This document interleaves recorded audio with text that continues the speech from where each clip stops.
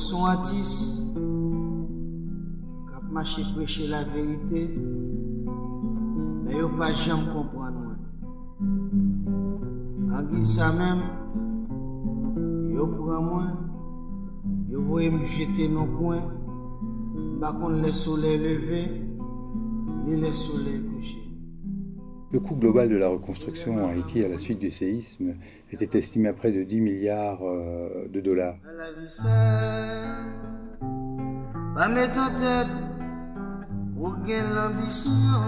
33 millions d'euros pour la Fondation de France, c'est à la fois beaucoup, à la fois peu. Donc quelle pouvait être la valeur ajoutée de la Fondation de France dans ce contexte-là? Donc la Fondation de France avait annoncé dès le lancement de son intervention en Haïti qu'elle interviendrait pour une durée de 4 ans. Donc dans un premier temps, elle est intervenue en soutien de projets dans l'urgence, d'ONG humanitaires et des projets montés en partenariat avec des associations locales. On constatait déjà la frustration grandissante des Haïtiens de voir passer une aide massive avec son lot de 4x4, d'expatriés, de maisons louées. D'où le choix pour la Fondation de France de soutenir des projets de proximité, des projets micro.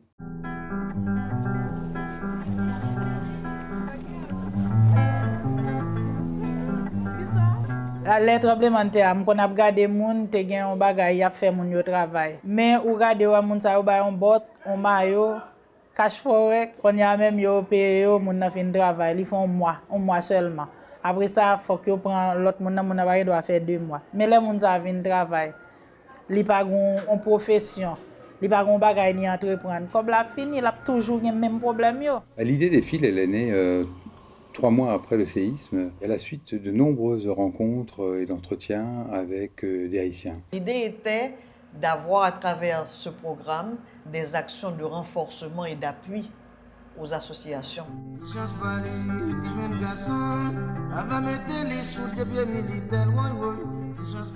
Il s'agit aussi de favoriser l'appropriation de ces projets par les habitants eux-mêmes. C'est la condition même de la durabilité des projets qui peuvent être mis en œuvre.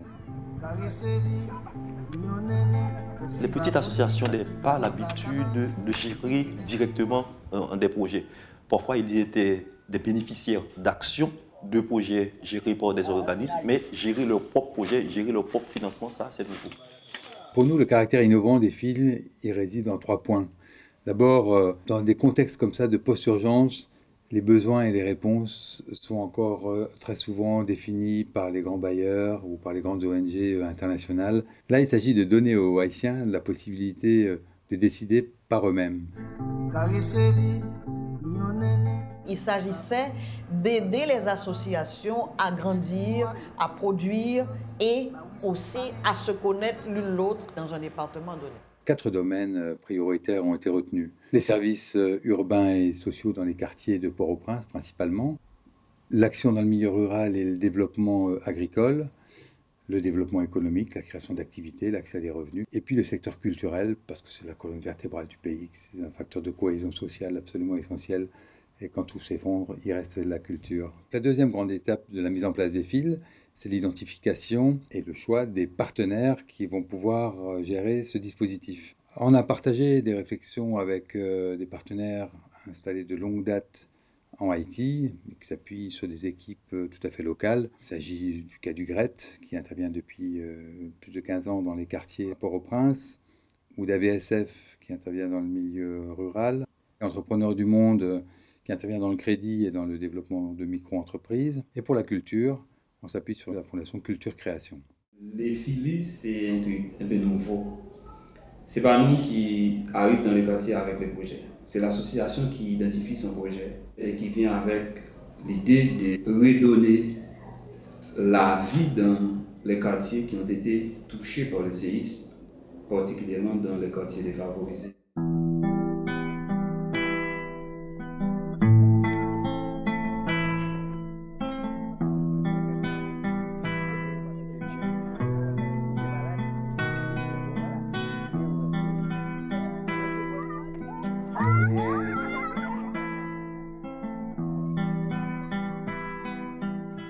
Les ONG sont perçues comme des institutions qui donnent, qui font cadeau.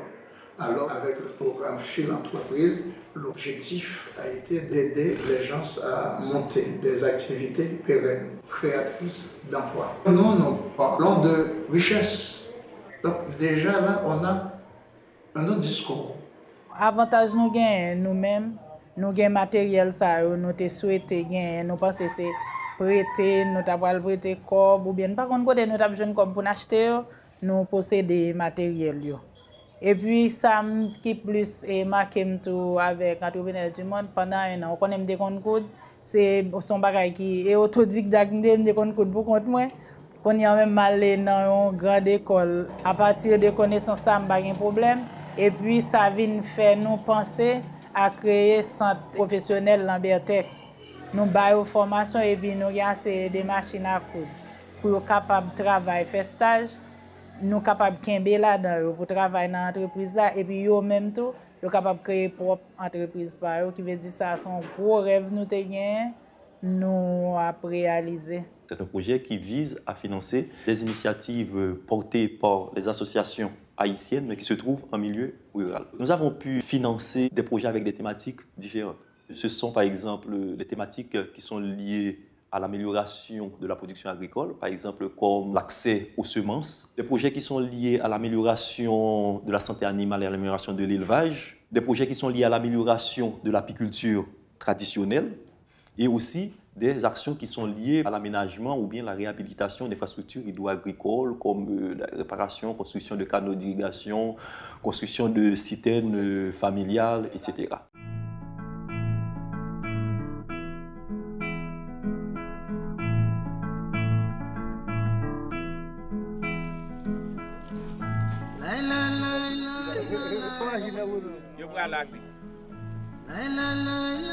Je n'ai pas aucun moyen du tout qui t'a vraiment possible pour me bénéficier de ça. C'est parce que le projet a une existence qui rend capable de bénéficier du projet.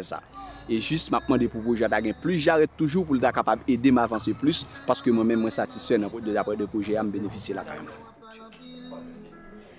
Le fil culture, qu'est-ce que c'est? C'est Fonds Initiative Locale.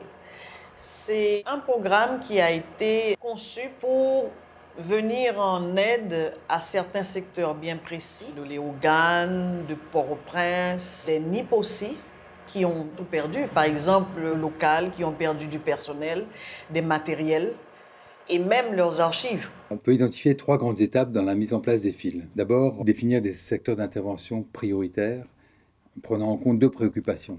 Donner la priorité vraiment aux actions durables, puis ensuite rééquilibrer l'aménagement du territoire au profit des campagnes et ne pas concentrer toute l'aide à Port-au-Prince. Après le séisme, il y a eu un déplacement de personnes de la capitale vers les zones de province. Et ces personnes ont été accueillies par des familles qui se trouvent en milieu rural et ça a entraîné vraiment des conséquences économiques graves pour ces familles qui étaient obligées de nourrir ces personnes excédentaires. Donc ça a eu des conséquences énormes vraiment sur l'ensemble de la population haïtienne et même le milieu rural. Nous avons une tendance à concentrer tout un peu vers Port-au-Prince. Et là, la grande gageure a été de retrouver des associations culturelles ou qui ont des activités culturelles dans la province. Après le tremblement de terre, les organes viennent perdre un paquet de tradition pralée. Et c'est la première fois dans la vie, les organes, première fois pour jouer une série de jeunes demoiselles à jouer jaune. Les dames ont été traumatisées après aucune chaîne séisme, un tremblement de terre, comme ça passé. Je ne peux pas faire rien. Les jeunes ont moyen pour relever culture, relever des bagages jaunes. Je me sens dans la culture, mais ça le côté pour moi. Il aide à ne pas perdre une tradition. D'abord, nous avons choisi d'aller vers un secteur un peu difficile. Quand je dis difficile, vous pouvez voir facilement qu'il y a beaucoup d'acteurs dans le microcrédit qui financent la petite marchande. Il y en a beaucoup, ils font des prêts à $50. Mais nous avions vu que ces prêts-là, c'était des activités d'achat et revente. Même si ça aide la personne à survivre, ça lui permet de manger, de boire, de répondre à ses problèmes quotidiens, mais ça ne crée pas une valeur ajoutée. C'est pourquoi nous avons dit, eh bien voilà, nous allons vers une activité de production de biens ou de services. ça va créer la richesse, ça va créer de la valeur ajoutée. Il n'y a aucun acteur qui finançait la création d'entreprises. Parce que financer la création d'entreprises, ça demande un gros travail. D'abord, il n'y a pas d'information sur le marché. Les gens aussi n'ont pas l'habitude d'aller vers les banques, donc les informations qu'on a sur eux ne sont pas fiables. Donc il a fallu réunir tous ces éléments. Il a fallu aussi que nous construisions notre propre système d'information. Ce transfert de savoir-faire de bailleurs de fonds à des ONG locales, sans aucune concession sur la rigueur, ça nous semble aussi une innovation. On applique les mêmes procédures finalement qu'on appliquerait ici à la Fondation de France, dans tous les autres programmes. En fait, il s'agit d'un transfert de savoir-faire de la Fondation de France à ses partenaires. Il y a une première sélection qui est faite de ces dossiers par le responsable technique et le responsable administratif du projet Fil Rural. Et après, le projet est instruit et c'est ce rapport d'instruction que normalement on soumet à un comité local de sélection. Et une fois sélectionnés, ces projets-là sont soumis au comité Solidarité Haïti de la Fondation de France pour validation. Ça fait relève parce que moi c'est un responsable dans zone chaque ça au bon moment et les gens qui recevra à joindre toujours participer avec l'autre monde qui pas bon côté mieux parce que nous fait association tête ensemble. Pour nous assurer de la faisabilité du projet identifié par l'association, nous procédons par la demande de l'autorisation d'une autorité locale.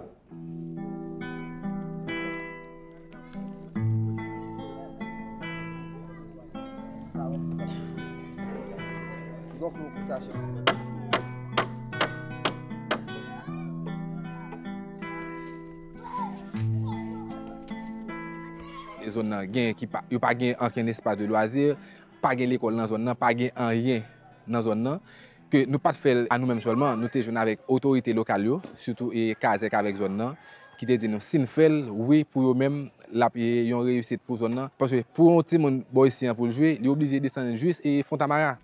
Ce terrain-là, il est là pour tout le monde, pour tout jeune, tout grand monde qui a besoin de distraire, qui a besoin d'amuser, parce que le terrain est bon pour tout le monde. Les sauts sont un symbole pour tout jeune qui est dans la zone, parce que c'est un bagage que nous avons cherché longtemps. L'espace là, pour qu'on finisse, et par rapport avec si nous avons joué dans l'espace là, on regarde les gens qui étaient campés aux alentours, qui ont regardé, et tout ça, et je suis capable de dire, pour moi-même, de commencer en réussite. On ne contrôle pas les décisions qui sont prises, mais on contrôle la gestion qui est faite de ces fonds d'initiative locale. Et un audit a été réalisé par un cabinet d'experts local sur chacun de ces fonds. De passer du rôle d'ONG qui appuie des comités de quartier dans des projets au quotidien, de basculer dans un rôle de bailleur, les a amenés aussi à être prudents, à savoir aussi que la Fondation de France n'allait pas rester sur place, mais qu'eux, oui. Heureusement, on a pris tout ce temps-là pour d'abord identifier l'entrepreneur, s'assurer que la personne ait le savoir-faire nécessaire. On n'a pas eu beaucoup d'entreprises créées, mais si on voit le résultat maintenant sur près de 56 projets d'entreprises financés, on n'a que 8 entreprises qui sont fermées. Dans certains cas, les fils ont permis à des associations qui avaient des projets en veille de pouvoir les réaliser alors qu'ils étaient interrompus par le séisme. Dans d'autres cas, ça a permis l'émergence de nouveaux projets, mais souvent, ça a permis de renforcer ces associations par tous les dispositifs de formation et d'accompagnement. Et les associations qui ont pu bénéficier de ces soutiens sont aujourd'hui plus fortes qu'avant. Et en plus, elles ne sont plus isolées. On a mis en place des séances de formation pour les entrepreneurs, séances de formation assez pratiques où on leur explique voici comment on agence un système de production, voici comment on prépare un plan d'entretien. On a mis en place un espace de réflexion où ils viennent, on a appelé cet espace-là table ronde. Il y a tous les entrepreneurs qui se rencontrent un dimanche matin et ils échangent entre eux.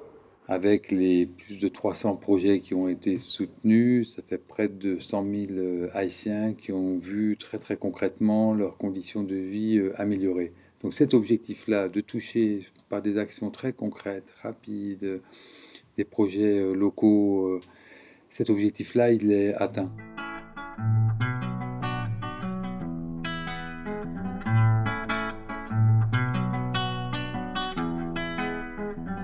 Le fil rural est en train de pérenniser cette approche. Donc c'est pour cela que nous avons déjà déposé au niveau de l'Union européenne un projet qui s'appelle Fonds d'appui. On a déjà traversé la première étape et on attend le résultat de la deuxième étape. Je pense que ce support à l'entrepreneuriat, il y a ça beaucoup dans tous les autres pays.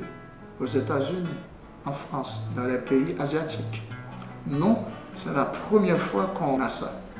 Et ça aura un impact formidable de 10 ans sur l'économie de ce pays.